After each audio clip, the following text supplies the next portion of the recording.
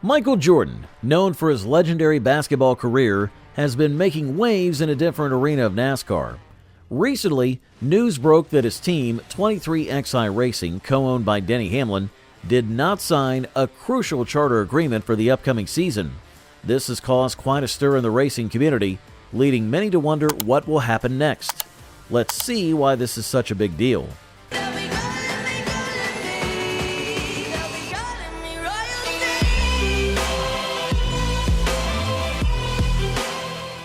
First, NASCAR operates similarly to other major sports leagues like football or baseball.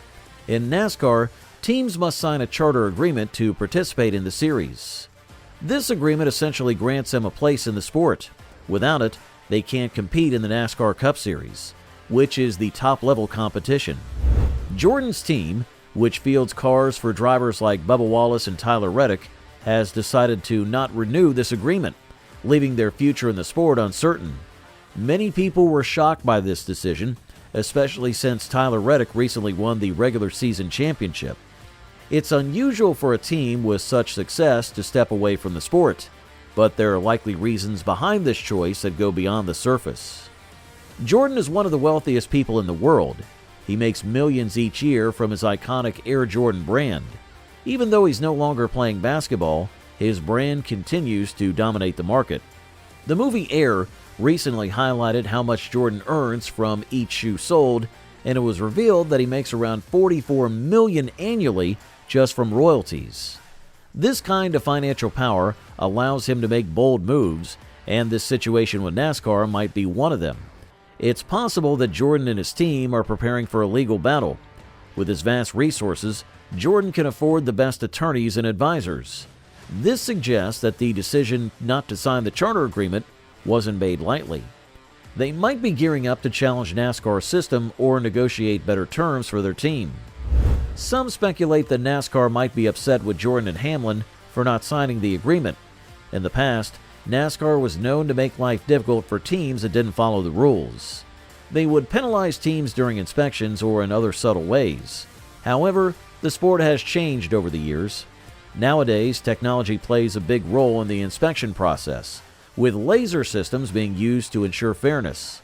This means that NASCAR has less room to impose subjective penalties, reducing the chances of retaliating against Jordan's team. Denny Hamlin, who is both a driver and a co-owner of 23XI Racing, has been very involved in the situation. He races for Joe Gibbs Racing, one of the top teams in NASCAR, but at the same time, he's deeply invested in his own team with Jordan. This creates an interesting dynamic because Hamlin has to balance his responsibilities as both a driver and a team owner. It's worth noting that Hamlin's team, 23XI, pays Joe Gibbs Racing millions of dollars for support and resources. This relationship benefits both parties, but it also complicates matters when big decisions like this one are made. One reason Jordan and Hamlin might have chosen not to sign the charter agreement is because they feel confident they have a strong legal case. Given Jordan's financial strength, they can afford to challenge NASCAR if necessary. They might believe that the current system is flawed or that they can negotiate a better deal. Silent partners could also be involved, as NASCAR teams are expensive to operate. These partners might have influenced the decision as well. The old days of NASCAR, when teams could be punished for stepping out of line, seem to be over. In the past, if a team upset NASCAR officials, they might face harsh inspections or other challenges. But today, with everything being digital and automated, it's harder for NASCAR to take personal grudges out on teams. The sport has evolved, and technology ensures that everyone is treated fairly during inspections. Denny Hamlin has been quieter than usual lately, which might indicate that he's being careful not to say anything that could hurt his team's chances in the future. His podcast, Actions Detrimental, has often featured his candid thoughts on the sport, but recently he's been more reserved. This could be because he's involved in delicate negotiations or legal discussions behind the scenes. Michael Jordan's 23XI Racing team is one of the two teams that have not yet signed NASCAR's new charter agreement. Alongside Front Row Motorsports, 23XI Racing decided not to agree to the deal that most teams signed by the deadline. NASCAR has been working on this new charter deal for 2 years, but 23XI Racing expressed concerns. They felt that they were not given enough time to fairly negotiate a new charter contract. Their decision came after extensive discussions and a letter that they sent to NASCAR outlining their issues.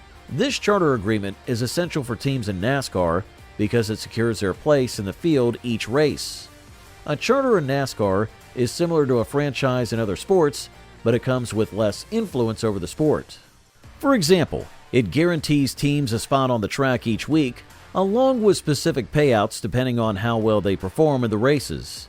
Teams without a charter, often called open cars, do not receive the same level of income from races.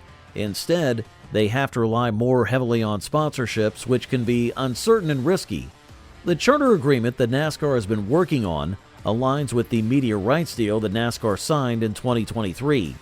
This media deal, worth about $1.1 billion per year, is set to run from 2025 until 2031. NASCAR's previous television deal saw teams get 25% of the TV revenue, while NASCAR itself got 10% and the tracks received 65%. Many teams felt that this was unfair, since the tracks are mostly owned by NASCAR.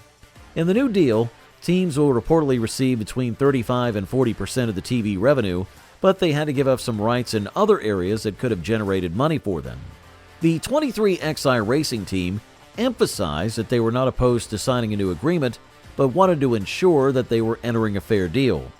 Their decision to hold out on signing has raised concerns about what might happen if they do not agree to the deal eventually.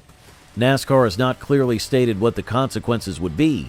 It could involve NASCAR taking away the team's charter and selling it to another team, or possibly holding the charter in reserve until 23XI Racing agrees to the terms. Denny Hamlin said that the team could still field cars without a charter, but it would be difficult financially. Without the security of a charter, teams rely even more on sponsorships, which already make up more than half of the income for some NASCAR teams. In some cases, sponsorships cover up to 70% of a team's revenue. This makes having a charter even more valuable, as it guarantees regular income from each race. The uncertainty around the charter deal has affected the team in other ways as well. Bubba Wallace, one of 23XI Racing's drivers, said that the unresolved charter negotiations have delayed his plans for signing a contract for 2025. I know my process has been kind of going hand in hand with the charter agreement, so it's frustrating to see where we're at because that impacts my life and livelihood and everything moving forward for my future. So that's really all I got to say about it. Other NASCAR teams have taken a different approach. RFK Racing, co-owned by former Cup champion Brad Keselowski, decided to sign the deal because they felt it was the right time to move forward. No, we want to run NASCAR for a long time to come, and signing the charter agreement is a statement to our commitment to doing just that. So we've got great plans for the sport, and excited to see that continue on for quite some time. One of these agreements is only good when everybody's just a little bit jaded, and I think there's things obviously we would like to have better, but it's I think to some degree. There's pieces that we really like, and there's pieces that, not so much. But it's hard to use the word fair. I don't know if I know what that means. And that's all we have for today's episode. Make sure to give this video a thumbs up, and also smash that subscribe button while you're down there. And thanks for watching, and we'll see you during the next video.